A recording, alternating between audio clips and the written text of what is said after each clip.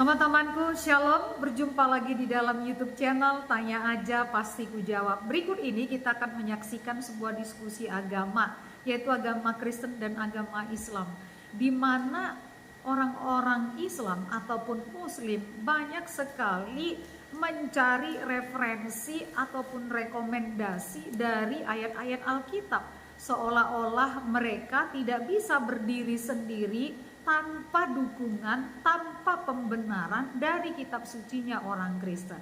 Nah, seperti apa sebenarnya jalannya diskusi? Mari saksikan video ini dari awal sampai akhir dan semoga memberikan pencerahan ya.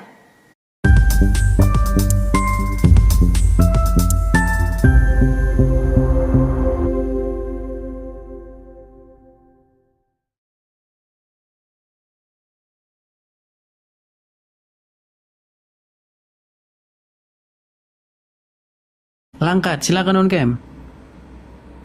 Baik, terima kasih.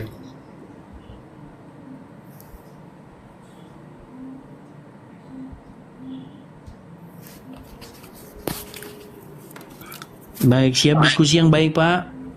Siap. Baik. Pertanyaannya adalah, benarkah Quran sebagai kitab penjelas itu hanyalah gombal saja? Tidak benar. Tidak benar. Sekarang saya tanya kepada Bapak, Bapak sunat? Sunat. Anda sunat karena mengikuti milah Ibrahim? Betul. Apakah di dalam Al-Quran disebutkan bahwa Ibrahim itu bersunat? Tidak. Kitab apakah yang menjelaskan bahwa Ibrahim itu bersunat? Kisah Para Rasul 78. Kisah Para Rasul. Jadi bukan Al-Quran yang menjelaskan bahwa Ibrahim itu sunat. Quran menjelaskan. Pak, saya ulangi lagi Pak Langkat. Dengar dulu. Pertanyaan saya Pak yang dijawab, dengarkan. Apakah Al-Quran memberi penjelasan bahwa Ibrahim itu bersunat? Tidak. Tidak. Kitab manakah yang memberi penjelasan bahwa Ibrahim itu bersunat? Kitab apa? Jabur. Baik, berarti klaim Anda yang mengatakan bahwa Quran itu kitab yang menjelaskan hanyalah gombal, betul atau tidak? Tidak. Loh, gimana sih? Tapi dia nggak menjelaskan bahwa Ibrahim itu sunat. Kasih saya jawaban. Saya tadi sudah menjawab, adakah kata sunat di Al-Quran? Tidak. Jelas Ya, tidak. berarti klaim Anda bahwa Quran itu kitab yang menjelaskan itu berarti hanya gombal. Dengar dulu. Loh, kok dengar dulu gimana? Ini di An-Nahl dikatakan, kemudian kemudian kami wahyukan kepadamu wahai Muhammad, ikutilah agama Ibrahim, seorang yang hanif, dan bukan dia termasuk orang yang mempersekutukan Tuhan. Berarti Muhammad disuruh mengikuti agama Ibrahim. Oke, jelas? Jelas. Di mana agama Ibrahim itu bersunat? Di apa? Di Kisah Para Rasul. Oke, berarti intinya kita nggak bahas ini. Yang saya bahas gini loh. Kalau memang Al-Quran itu kitab yang menjelaskan, mengapa yang menjelaskan bahwa Ibrahim itu sunat bukan Al-Quran itu sendiri? Padahal diklaim bahwa itulah kitab yang memberi penjelasan. Tidak ada yang mengklaim bahwasanya Al-Quran itu mengatakan. Baik, saya bacakan ayatnya. Kalau Anda tidak percaya bahwa Quran mengklaim bahwa dirinya kitab yang menjelaskan segala sesuatu. Di dalam surat An-Nahl ayat ke-89. Saya bacakan Pak ya. Surat An-Nahl ayat 89. Anda bisa cek kalau saya berdusta. Ingatlah ketika kami menghadirkan seorang saksi kepada setiap umat dari kalangan mereka sendiri, dan kami mendatangkan engkau Muhammad menjadi saksi atas mereka. Kami turunkan kitab Al-Quran kepada kamu untuk menjelaskan segala sesuatu sebagai petunjuk, rahmat, dan kabar gembira bagi orang-orang muslim. Bapak percaya tidak bahwa Quran kitab yang menjelaskan segala sesuatu menurut ayat ini? Betul. Di mana Oke, sekarang yang mana kitab yang menjelaskan bahwa Ibrahim itu bersunat? Tadi penjelasannya dari Kisah Para Rasul. Berarti bahwa gelar bahwa Quran sebagai kitab penjelas, tetapi ternyata yang menjelaskan bahwa Ibrahim itu sunat bukan Quran. Berarti betulkah bahwa itu hanya gombal saja bahwa itu kitab yang menjelaskan? Tidak. Masih tidak gombal tapi nggak menjelaskan, gimana sih? Jadi begini. Kok jadi begini apa ya? Kan katanya menjelaskan tapi nggak menjelaskan. Yang menjelaskan malah kitab yang lain. Tidak dikatakan ikutlah. Ini yang dijelaskan di sini biar tahu bagaimana cara sholat, bagaimana cara sholat puasa. Apakah Quran menjelaskan itu? Apakah Quran menjelaskan bagaimana tata cara sholat? Rakaatnya tidak. Cuma menyuruh berarti bahwa Quran kitab penjelas itu berarti gombal. Tidak. Maksudnya karena buktinya dia tidak mampu menjelaskan bagaimana tata cara sholat. Memerintahkan sholat tidak ada. Saya tidak bilang ada. Pak Langkat, dengarkan Pak Langkat. Pak Langkat, dengarkan Pak. Pelan-pelan Pak, jangan ini. Saya tidak tanya apakah Quran memerintahkan sholat. Jelas Quran memerintahkan sholat. Aqimus sholat, jelas. Ya, jelas. Yang saya tanyakan Pak, apakah Quran menjelaskan tata cara sholat? Tidak. Bacaan-bacaannya sholat? Tidak. Berarti klaim bahwa Quran itu kitab yang menjelaskan segala sesuatu adalah gombal. Karena ternyata dia tidak menjelaskan Pak. Tidak. Kok tidak, gimana? Buktinya dia tidak menjelaskan bagaimana tata cara sholat. Begini. Kok begini, gimana lagi sih? Ya, salah, laksanakan sholat. Udah. Saya tidak tanya laksanakan sholat. Yang saya tanya, apakah kitab Quran menjelaskan tentang tata cara sholat dan bacaan-bacaan apa saja dalam sholat? Dijelaskan nggak oleh Quran? Saya jawab udah berapa kali tidak. Tidak dijelaskan. Artinya Anda mengatakan bahwa Quran itu sebagai kitab yang menjelaskan. Berarti Anda bohong. Iya. Ya jelas sudah. Berarti Anda bohong bahwa Quran itu kitab yang menjelaskan. Menyuruh sholat ada di sana. Bagaimana? Masih balik. Masih balik lagi dia Pak Ustaz. Bagaimana tata cara sholat ada di hadis. Baik, kita ini. Sekarang gue tanya Pak. Hukum sunat itu wajib atau tidak? Wajib. Karena perintah dari Allah. Di mana? Menyuruh ikuti agama Ibrahim. Masalahnya Quran nggak bilang Ibrahim itu sunat. Iya, tapi begini. Tapi bagaimana lah saya menjelaskannya? Iya, karena tidak dijelaskan dalam Quran, Pak. Saya menjelaskan kepada orang banyak ini. Apapun ada 1.600 orang yang nonton, yang lihat. Ya. Yang tidak tertulis di Al-Quran seperti tadi, ikutilah agama Ibrahim. Apakah disebutkan situ puasa segala macam? Tidak. Itu ada pengertiannya di hadis. Nah, bagaimana Ibrahim? Sholat Ibrahim. Kami ikuti sholat, tapi disempurnakan oleh Al-Quran menjadi. Oke, berarti kitab yang menjelaskan. Oke, berarti kitab yang menjelaskan itu adalah hadis. Tidak Al-Quran. Tapi yang Bapak gunakan hadis loh, yang menjelaskan bukan Quran. Gimana sih? Al-Quran menyuruh sholat, bos. Al-Quran menyuruh Pak Langkat, saya tidak tanya Pak Langkat masalah Quran menyuruh sholat. Yang saya tanya, apakah Quran menjelaskan tata cara sholat dan bacaan-bacaannya? Bapak bilang tidak. Lalu kitab apa Pak yang menjelaskan itu? Bapak bilang hadis. Berarti kitab yang menjelaskan tata cara sholat Quran atau hadis? Berarti kesimpulannya, kalau begitu kitab Quran bisa tidak dibikin sebagai kitab yang menjelaskan tata cara sholat? Tidak. Berarti bahwa Quran kitab yang menjelaskan itu tidak benar. Gimana sih? Itu tata cara sholat tidak. Iya, berarti Anda akui bahwa Quran bukanlah kitab penjelas segala sesuatu.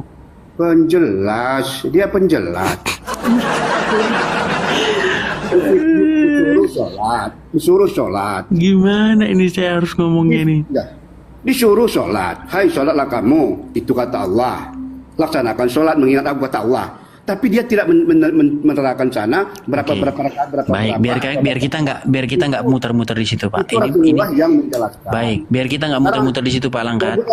Saya buat analogi dulu. Kalau kamu cerdas ya, tidak mencari kesalahan, ya kan? Kalau kamu cerdas, saya buat analogi.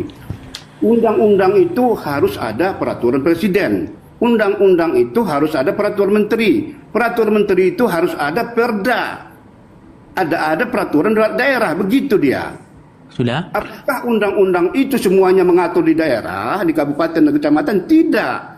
Undang-undang, tapi undang-undang memerintahkan begini loh kabupaten, begini loh kecamatan, maka kecamatan dan kabupaten ini aturannya, begitu. Kata siapa undang-undang harus ada perda? Kata siapa undang-undang harus ada anunya?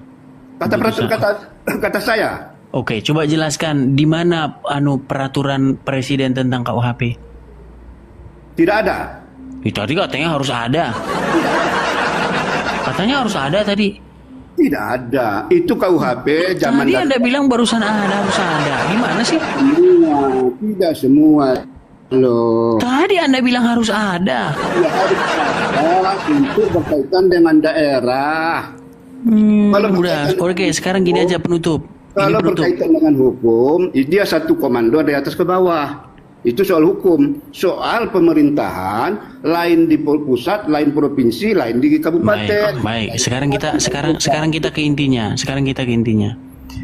Jadi menurut Pak Langkat, kalau ada seorang Muslim, dia hanya berpedoman kepada Quran saja, apakah dia akan tersesat? Bisa tersesat. Berarti menurut Anda Quran itu kitab yang menyesatkan? Tidak. No, kan? Ini gimana ini? Saya ulangi pelan-pelan. Jikalau ada seorang Muslim di dalam hal beragama, dia hanya berpedoman kepada kitab Allah, kitab yang diturunkan oleh Allah yaitu Al-Quran, apakah dia akan tersesat jika dia berpedoman kepada Quran? Dia tersesat. Artinya menurut Anda kitab yang dari Allah itu akan menyesatkan dia? Tidak. Ini gimana ini seorang pola pikirnya? Aduh, pusing saya loh ngomongnya. Ini kayaknya kita harus jungkir balik ngomong sama Pak Langkat ini, teman-teman. Harus jungkir balik kita ngomong sama dia ini. Pakai ilmu ya, pakai akal ya, pakai ilmu. Jadi begini. Anda sudah bilang bahwa saya jika mengikuti Quran saja akan sesat. Iya. Berarti menurut Anda kitab Al-Quran itu menyesatkan? Tidak.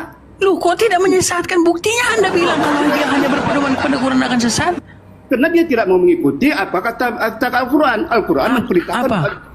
Apa kata Quran? Apa kata Quran? Al-Quran dan hadis. Mana? Di mana dalam Al-Quran? Oke, baik. Tunjukkan. Baik.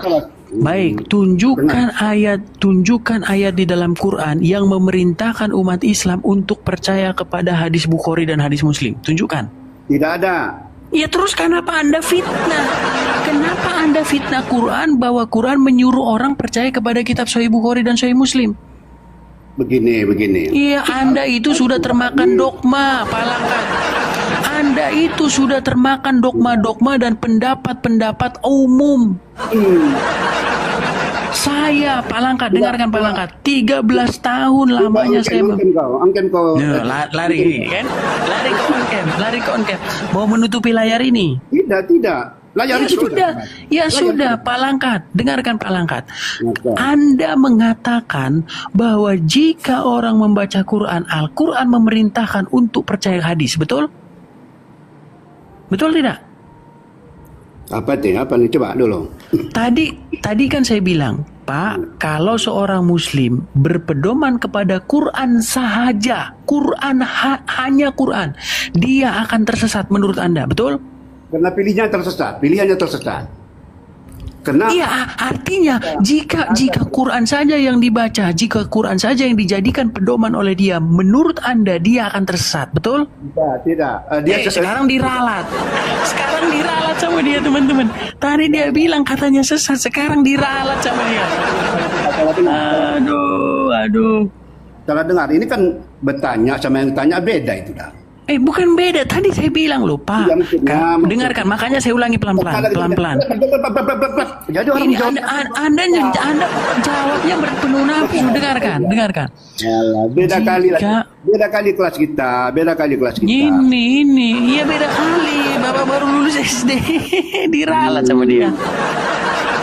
Begini, kan kita menjelaskan. Bisa kita menjelaskan. Bisa, silakan. Kalau kira-kira kita bisa menjelaskan, saya jelaskan. Kalau tidak, oke, turunkan saya. Jelaskan, silakan. Oke, jelaskan. Apa kata Rasulullah pada waktu itu? Kutinggalkan kepada kamu ada Quran dan hadis. Apabila kamu mengikuti Al-Quran dan hadis, kamu selamat. Artinya. Jadi Muhammad bilang bahwasanya dia meninggalkan hadis Bukhari dan hadis Muslim. Al-Quran dan hadis sebagai pedoman hidup. Waktu Muhammad ngomong gitu ada hadisnya? Ada itu. Sedangkan hadis itu dibikin setelah Muhammad meninggal. Aduh, ini orang gimana sih ini orang ini? Yang bikin kitab Sahih Muslim, Sahih Bukhari itu ratusan tahun, hampir 300 tahun umurnya setelah Muhammad. Ketemu Muhammad aja dia enggak. Tidak sampai. Jadi begini. Bagaimana mungkin Muhammad ngomong bagaimana mungkin Muhammad ngomong kutinggalkan kepadamu Quran dan hadis, sementara Quran dibukukannya setelah Muhammad meninggal, hadis dibukukannya setelah Muhammad meninggal. Aduh. Bagaimana omongan itu bisa dicerna dengan akal? Bagaimana? Dengarkan, Palangkat dengarkan. Mustahil, dengarkan. Sebentar lu. Mustahil Muhammad bilang kutinggalkan padamu Al-Quran dan hadis, sementara Al-Quran disusun oleh Utsman bin Affan setelah Muhammad meninggal, sementara hadis disusun oleh Bukhari hampir 300 tahun setelah Muhammad meninggal. Kok bisa-bisanya Muhammad sudah ngomong kutinggalkan padamu Quran dan hadis? Mikir, Palangkat, mikir. Betul mikir. Rasulullah SAW itu orangnya cerdas sekali, cerdas sedunia, paling cerdas di dunia. Udah. Jadi yang disampaikannya itu belum terjadi, dan jangan disalahkan dibilang tadi sampai 300 tahun hadis itu tidak, lebih kurang 100 tahun. Makanya disebut situ telah diceritakan Sipolan bin Spolan, begitu makanya jelas. Begitu dia. Makanya runutannya tuh ada. Jadi begitu, ya. Runutannya tuh ada. Jadi kalau kami pedoman begini ya, Al-Quran inilah pedoman kami. Kemudian di situ ada katakan perintah kalian harus bersolat, dan harus berzikir kepadaku. Kan begitu, dan harus menanamkan zakat. Apakah diterangkan itu zakatnya 2% setengah kebagikan ke anak yatim? Iya, justru itu. Ini di sini kami diperintahkan zakat itu di Al-Quran, kemudian diterangkan di hadis. Ini oke, sebentar, Palangkat. Saya masuk ke situ. Apakah Quran menyebutkan bahwa zakat itu jumlahnya 2,5%? Tidak. Apakah lalu kitab apakah yang menjelaskan jumlah zakat itu berapa persen? Kalau masalah hadis, kalau masalah hilaf. Oke, berarti kitab yang menjelaskan bahwa jumlah zakat itu 2,5% bukan Quran. Penjelasan detail Al-Quran adalah hadis. Udah? Oke, berarti hadis yang lebih menjelaskan daripada Quran. Menjelaskan, perintahnya ada di Al-Quran. Iya, berarti hadis lebih menjelaskan ketimbang Quran. Ya. Nah, itu berarti gelar bahwa kitab penjelas itu lebih layak disandang oleh hadis, betul? Bisa juga begitu. Wah iya, sudah diakui pemirsa. Artinya berarti hadis lebih tinggi daripada Quran, betul? Tidak. Nah, inilah salah. Tidak. Oh, gimana? Begini. Tidak, gimana? Tapi hadis yang menjelaskan. Begini. Maka janganlah ngomong aja. Bekasih juga loh Oke, kesempatan. sekarang gini aja, dibalik aja Pak Langkat. Gini, Kesempatan. buktikan bahwa Quran menjelaskan hadis atau hadis menjelaskan Quran. Hadis menjelaskan Al-Quran. Oke, berarti lebih tinggi mana? Yang menjelaskan atau yang dijelaskan? Yang dijelaskan yang lebih tinggi. Yang dijelaskan yang lebih tinggi. Yang dijelaskan yang lebih tinggi katanya pemirsa. Aduh. Undang-undang dan peraturan presiden lebih tinggi perundang-undang. Undang-undang. Nggak nyambung ini.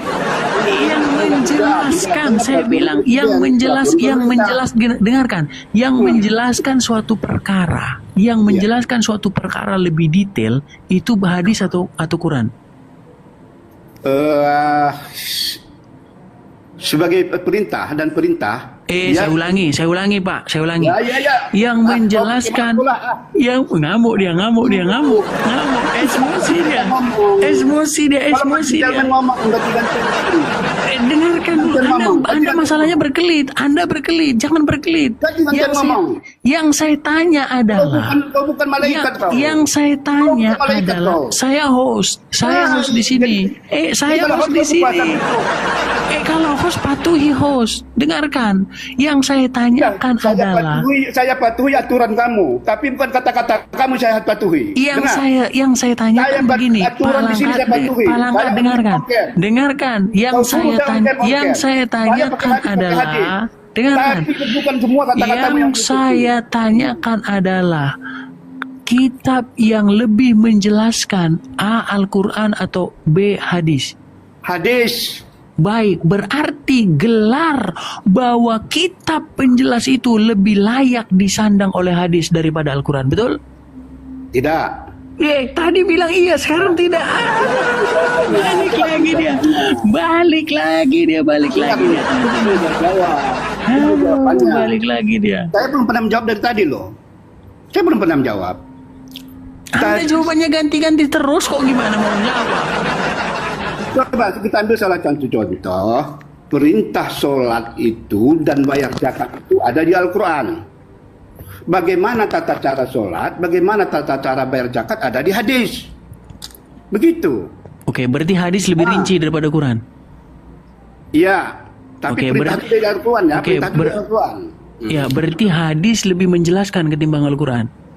Ada yang ada penjelasan itu ada dia. Ada berarti ayat surat An-Nahl ayat 89. Kami turunkan kepada kamu kitab Al-Quran untuk menjelaskan segala sesuatu. Berarti ayat ini Anda anggap dusta. Ya, tidak. Al-Quran. Anda sudah bilang yang menjelaskan lebih rinci adalah hadis. Sementara ayat ini bilang yang menjelaskan segala sesuatu Quran. Aduh, yang mana yang mau saya percaya ini? Yang mana yang mau saya percaya? Kamu mau adu congor saja? Bukan adu congor, adu argumen bahwa argumenmu itu bertolak belakang dengan Quran. Saya sambil belum jawab dari tadi loh, belum dikasih menjawab. Kamu potong-potong saya. Pak Langkat, dengarkan Pak Langkat ya. Anda sebagai umur saya hormati. Anda lebih tua, saya hormati usia Anda. Dengarkan, di sini dikatakan bahwa kitab Al-Quran itu menjelaskan segala sesuatu. Surat An-Nahl 89. Segala sesuatu dijelaskan oleh Quran. Tapi ketika saya tanya Anda, di manakah penjelasan bahwa Ibrahim itu sunat? Anda pergi ke hadis. Anda tidak pergi ke Quran seperti yang dikatakan Quran bahwa Quran menjelaskan segala sesuatu. Bukankah layak saya katakan bahwa Anda menggombal kepada saya ketika Anda bilang Quran itu menjelaskan segala sesuatu?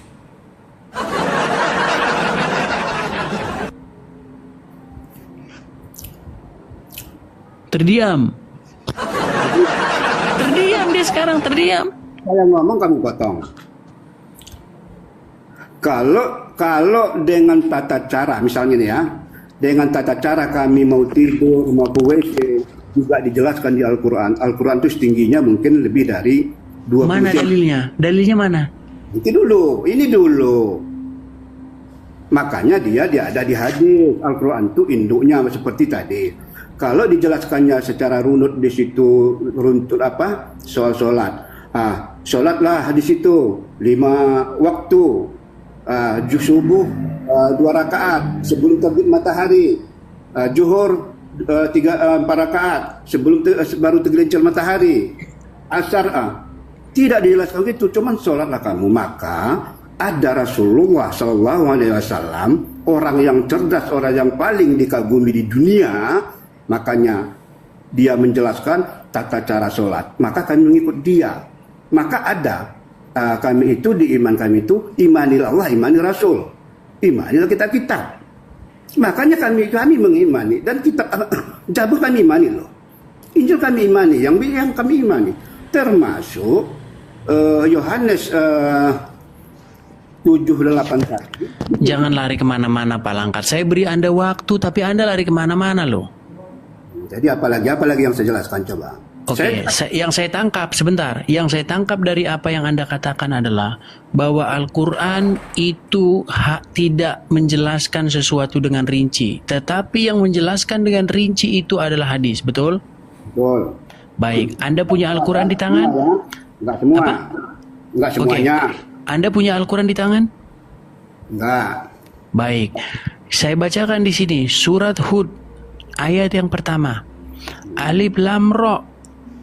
Inilah kitab yang ayat-ayatnya disusun dengan rapi serta dijelaskan secara terperinci yang diturunkan dari sisi yang maha bijaksana lagi maha tahu. Masih Anda bantah bahwa Quran ini kitab yang jelas lagi terperinci? Enggak, jelas, betul itu. Terus kenapa kau bilang yang memperinci itu kitab hadis? Itu hukum-hukum Allah. Di Al-Quran itu ada hukum-hukum Allah. Ini ditambah-tambahi lagi sama dia kan? Ditambah-tambahi lagi sama dia. Mana di situ hukum Allah? Ya, hukum-hukum Allah ada di situ di Al-Quran. Jadi Quran bukan hukum-hukum Allah. Seperti perintah sholat, perintah berzakat. Inilah teman-teman ya. Seperti perintah haji. Perintah haji di situ tidak bicara detail katakannya pergilah ke Arab, pergi ke sana, tidak. Ada panutan, ada penunjuk yang lain tentang melaksanakan haji, tentang melaksanakan puasa, laksanakanlah puasa 1 bulan. Tidak ada dikatakan yang mengatakan itu hadis. Iya berarti Pak Langkat, intinya Pak Langkat kita sudah sepakat Pak bahwa Quran itu kitab yang menjelaskan segala sesuatu itu. Anda bilang begitu sama saya, itu Anda menggombal. Kenapa saya katakan Anda menggombal? Karena ternyata Anda menggunakan hadis untuk menjelaskan, bukan Quran. Iya, menggunakan hadis, ya betul, menggunakan hadis. Iya, berarti kalau Anda bilang bahwa Quran inilah yang menjelaskan, berarti Anda menggombal kepada saya. Hadis itu merujuk hukum-hukumnya ke Al-Quran. Hadis itu tidak muncul begitu saja. Dengan adanya Al-Quran, maka ada. Baik, kita tes ya. Baik, menurut Al-Quran siapa yang mengetahui hari kiamat? Nggak ada yang tahu, hanya Allah. Oke, di dalam hadis tahu nggak bahwa Muhammad berkata bahwa kiamat akan terjadi hari Jumat? Belum tentu sahih. Nah ini kan langsung dibilang. Barusan tadi Anda bilang bahwa semua yang tertulis di hadis itu menjelaskan apa yang ada di Quran. Sekarang saya tunjuk kiamat hari Jumat itu nggak sahih. Apa sih kita ngapain sih? Oke, hari Jumat, tapi bulannya sama tahunnya tidak kan? Iya, tapi kan sudah dikasih tahu bahwa hari kiamat tidak akan terjadi kecuali hari Jumat. Berarti ketika hari masih Kamis, ketika hari masih Minggu, hari masih Senin, Selasa, Rabu, tidak akan terjadi hari kiamat. Berarti orang sudah tahu bahwa kiamat tidak akan terjadi kecuali hari Jumat. Sudah ada bocorannya. Sekarang kutanya sama Anda, menurut Quran tidak ada yang tahu kecuali Allah. Menurut hadis, Muhammad tahu kiamat hari Jumat. Sekarang bagaimana Anda bisa percaya hadis lagi? Satu sisi Anda bilang hadis itu palsu, satu sisi Anda bilang harus percaya hadis. Capek, kami capek. Yang mana yang mau dipercaya ini? Tanggal dan detiknya tidak dijelaskan oleh Rasulullah. Kata Allah Subhanahu wa taala di situ mengenai kiamat, orang meninggal itu hanya dia yang tahu. Terus Muhammad kok tahu hari Jumat? Harinya itu cuma dia tahu mungkin. Tahu dari mana Muhammad? Tahu dari mana Muhammad kalau itu hari Jumat? Wallahu a'lam bishawab. Saya tidak baca ke sana. Anda nggak percaya dengan Quran? Jadi saya tidak tahu. Saya kasih tahu. Oke. Muhammad bilang bahwa kiamat hari Jumat itu dia ngarang atau dari wahyu? Belum dapat saya pelajari. Saya pasti kami Islam tidak bisa menjawab asal-asalan menjawab, begitu ya. Ini dia. Enggak, Anda seharusnya dengarkan. Saya bacakan. Wa ma yantiqu anil hawa in huwa illa wahyu yuha. Tidaklah apa yang diucapkannya itu berdasarkan kemauan hawa nafsunya, melainkan berdasarkan apa yang diwahyukan kepadanya. Anda percaya itu? Ya. Berarti semua yang diucapkan Muhammad berarti bukan menurut hawa nafsunya, tetapi dari wahyu, betul? Wahyu, ya. Oke, Wahyu. Berarti kiamat hari Jumat itu didapatkan Muhammad dari wahyu, betul? Nggak bisa tahu. Mungkin gimana? Ini standar Anda ini gimana? Nggak mau jujur loh. Anda di satu sisi percaya bahwa setiap yang diucapkan Muhammad itu wahyu. Ini ayatnya ini ya. Ya. Ini ayatnya. Itu ayatnya. Coba baca dulu. Nggak kelihatan. Itu ayatnya. Coba baca dulu. Nggak kelihatan. Nggak kelihatan kok, nggak kelihatan. Memang nggak kelihatan kok, gimana? Saya nggak bisa ngelihat. Teman-teman bisa baca nggak itu? Coba baca. Coba baca aja di situ. Saya bacakan. Maka kata Yesus kepada mereka. Lari kemana-mana ini. Udah. Oh, bahas apa yang ditanya? Apa lari kemana? Yang ditanya apa, kau jawab apa? Aduh. Gimana sih kayak gini, teman-teman? Puji Tuhan, kita sudah mendengarkan diskusi agama yang dilakukan oleh Edis TV dengan seorang muslim. Dari diskusi ini kita dapat melihat dan diingatkan bahwa sesungguhnya Alkitabnya orang Kristen tidak perlu dukungan dan tidak perlu akan referensi dari Al-Quran ataupun dari kitab-kitab yang lain. Karena Alkitab orang Kristen itu sempurna adanya dan dikatakan oleh firman Tuhan sendiri, tidak perlu menambahi dan jangan mengurangi. Bahkan orang-orang yang melakukan, yang menambahi ataupun mengurangi akan mendapatkan hukuman. Karena itu teman-temanku, percayailah firman Tuhan sebagai satu-satunya kebenaran ataupun sumber kebenaran untuk dijadikan satu pedoman hidup agar hidup kita berkenan kepada Tuhan. Dan agar hidup ini kita mengerti bagaimana harus kita jalani sesuai dengan kehendak Tuhan. Ayo baca firman Tuhan, renungkan firman Tuhan dan lakukan firman Tuhan setiap hari. Tuhan Yesus memberkati.